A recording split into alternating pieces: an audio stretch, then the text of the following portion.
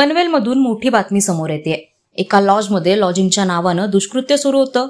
लॉजिंगच्या नावानं तेथे वेश्या व्यवसाय सुरू होता।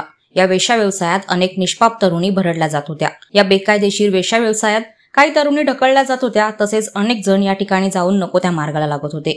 या बेकायदेशीर कृत्यांची पोलिसांना माहिती मिळाली। पोलिसांनी त्यानंतर लगेच कारवाई करत या दुष्कृत्याचा पर्दाफाश केलाय।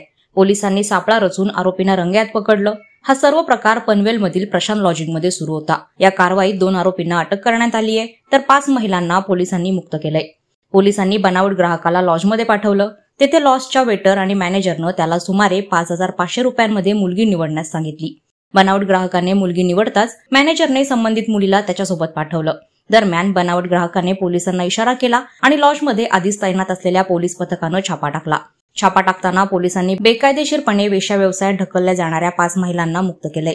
अटक केलेल्या आरोपींमध्ये लॉजचा वेटर अरुणकांत राजनारायण चतुर्वेदी आणि मॅनेजर राजू विनोद दासचा समावेश आहे।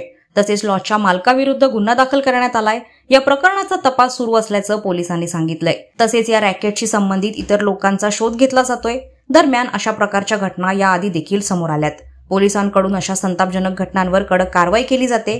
पोलिसांनी याआधी देखील अशा प्रकारच्या कारवाया केल्यात, पण तरीही अशा प्रकारच्या घटना सातत्याने समोर येत आहेत। पनवेलच्या या घटनेत नेमकं कोण कोण सहभागी होतं, तसेच या लॉजचा खरा मास्टरमाइंड कोण आहे, याबाबत आगामी काळात सविस्तर माहिती मिळण्याची शक्यता आहे। पोलीस या प्रकरणात आणखी काय कारवाई करतात ते पाहणं आता महत्त्वाचं ठरणार आहे।